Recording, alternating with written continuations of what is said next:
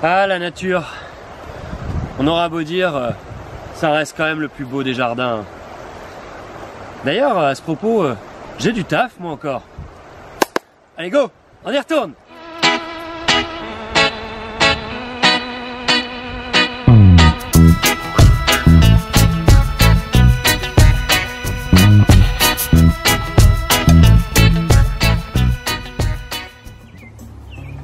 Hey, nous revoilà au jardin. Alors je m'en allais m'occuper de mon potager et puis sur la route de mon potager, mon lilas japonais m'a envoyé une drape de senteurs parfumées.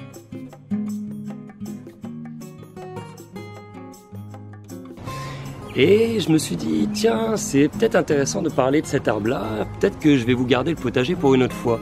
C'est un arbre très intéressant. Le lilas japonais, de son vrai nom, Syringa reticulata. C'est un arbre qui est originaire des régions d'Asie de l'Est, Japon, nord de la Chine, tout ça. C'est un arbre qui peut vivre plus de 40 ans quand même, ce qui est pas mal pour un arbre un peu moyen comme ça, enfin en termes de taille. Alors ce qu'il y a de bien chez lui vraiment, c'est qu'il est résistant aux maladies et aux insectes. Le seul truc auquel faut vraiment faire gaffe par contre, c'est qu'il est sensible aux herbicides et en particulier au dicamba. Alors le dicamba, c'est quelque chose qui a atteint beaucoup de lilas japonais ici au Québec. C'est un herbicide qui va causer la chute des feuilles du lilas japonais. On en trouve particulièrement dans les produits Monsanto qui, face aux multiples scandales du Roundup avec le glyphosate, essayent justement de remplacer le glyphosate par le dicamba.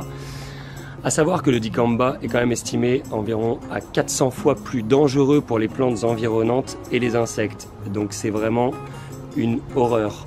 Et le lilas japonais, il y est très très sensible. Ça va causer des feuilles qui vont brunir, se ramasser sur elles-mêmes, puis tomber. Voilà. Hormis ça, donc, c'est un arbre très résistant. Alors le lilas japonais, il fait preuve d'une bonne rusticité. Il est zoné 3 environ, donc ça veut dire qu'on peut l'avoir au Québec dans nos jardins jusqu'aux environs du Saguenay, Lac-Saint-Jean. En Europe, ça donnerait une équivalence vers, on va dire, sud de la Scandinavie au niveau de sa rusticité. Je pense que c'est un peu le maximum auquel on peut le pousser sur son climat. Il mesure environ 10 mètres de haut et 6-7 mètres de large. Alors au niveau de son feuillage, il va avoir donc un feuillage caduc, des feuilles plutôt ovales, comme ça. Sa floraison va se dérouler en juin-juillet. Là, il commence à arriver pas mal au bout. Alors une floraison assez brève quand même, hein, entre 2 et 3 semaines. Très parfumée. Ceci dit, quand même moins parfumé que son cousin le lilas commun. Alors donc cette floraison va se présenter en panicule.